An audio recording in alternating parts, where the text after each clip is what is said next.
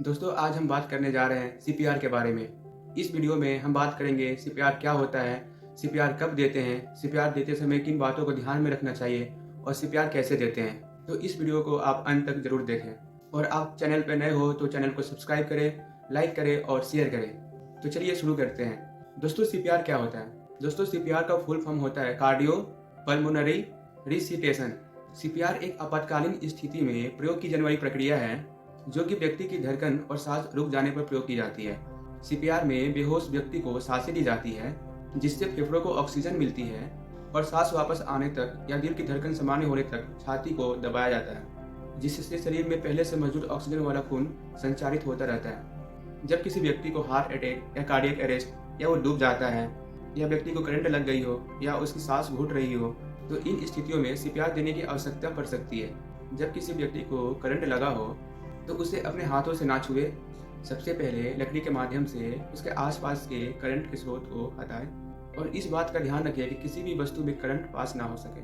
तो दोस्तों सीपीआर देने से पहले किन बातों को ध्यान में रखना चाहिए, तो चलिए हम इसके बारे में बात करते हैं। तो सबसे पहले तो आपको देखना चाहिए कि आसपास का वातावरण व्यक्ति के लिए सुरक्षित है या नहीं, व्यक्ति होश में है या बेहोश है। अगर व्यक्ति बेहोश है तो उसके कंधे को हिलाकर ऊंची आवाज में पूछे क्या वो ठीक है। अगर व्यक्ति जवाब नहीं देता है और वह दो लोग मौजूद हैं तो आप एक व्यक्ति को एम्बुलेंस बुलाने के लिए कहें और दूसरे व्यक्ति से आप डिफिब्रिलेटर मंगवाएं।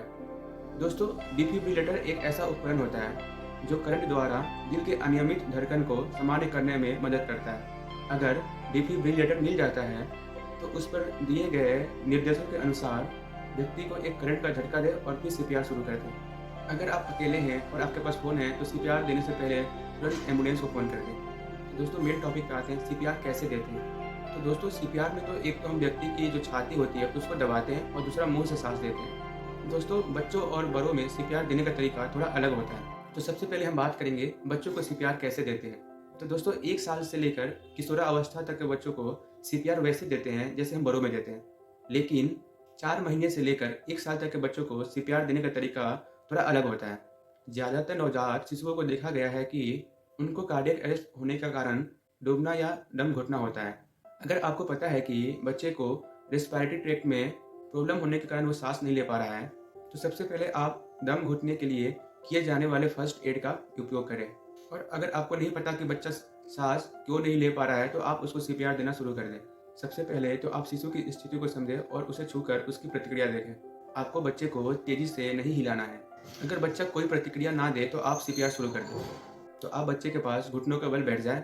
नवजात शिशु को सीपीआर देने के लिए आप अपनी 2 उंगलियों का ही इस्तेमाल करें और आप उसकी छाती को 30 बार दबाएं और वो 1.5 इंच तक वो कंप्रेस होनी चाहिए।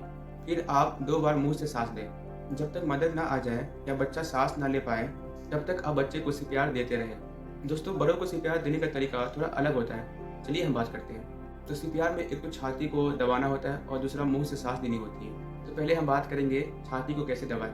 सबसे पहले तो व्यक्ति को एक फ्लैट सरफेस पर लिटा दें, फिर व्यक्ति के कंधों के पास घुटनों के बल बैठ जाए। फिर आप अपनी एक हथेली को व्यक्ति के छाती के बीच में रखें और दूसरे हाथ की हथेली को पहले हाथ की हथेली पर रखें और अपने कोहनी को सीधा रखें और कंधे को व्यक्ति के छाती के ऊपर सीधाई में रखें। अपने ऊपर के शरीर का वजन का इस्तेमाल करते हुए व्यक्ति की छाती को कम से कम 2 इंच यानी 5 सेंटीमीटर और ज़्यादा से ज़्यादा 2.5 इंच या 6 सेंटीमीटर दबाएं और छोड़ें। 1 मिनट में आप 100 से 120 बार इसे करें। अगर आपको सीपीआर देना नहीं आता है तो व्यक्ति को हिलने डुलने तक या मदद नहीं आ जाने तक उसकी छाती दबाते रहें। अगर आपको सीपीआर देना आता है और आपने व्यक्ति की छाती को 30 बार दबा दिया है तो आप उसके चीन को उठाएं ताकि उसका सिर पीछे की ओर झुकेगा और उसकी रेस्पिरेटरी ट्रैक्ट जो श्वास नली है वो खुल जाएगी। दोस्तों हम बात करेंगे अब सीपीआर में सांस कैसे देना होता है। तो दोस्तों घायल व्यक्ति को सांस देने के 2 तरीके होते हैं। एक तो मुंह से मुंह में सांस दे सकते हैं और एक मुंह से नाक में सांस दे सकते हैं। अगर व्यक्ति का मुंह पूरी तरह घायल है और वो मुंह नहीं खोल सकता है तो हम मुंह से नाक में सांस दे सकते हैं। व्यक्ति की चीन को ऊपर उठाएं और मुंह से सांस देने से पहले उसके नाक को बंद कर दें। पहले 1 सेकंड के लिए व्यक्ति को सांस दें और देखिए कि क्या उसका छाती ऊपर उठ रहा है। अगर नहीं उठ रही है तो दूसरी दें। उसके बाद भी नहीं उठ रही है तो फिर से व्यक्ति के चीन को ऊपर उठाएं और सांस दें। व्यक्ति को बहुत अधिक और बहुत जोर लगाकर सांस ना दें। डिफिब्रिलेटर आने पर निर्देश अनुसार आप उसका उपयोग कर सकते हैं।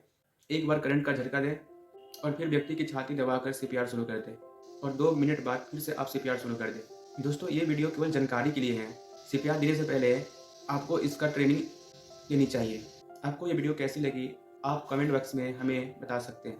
वीडियो देखने के लिए आपका बहुत बहुत धन्यवाद।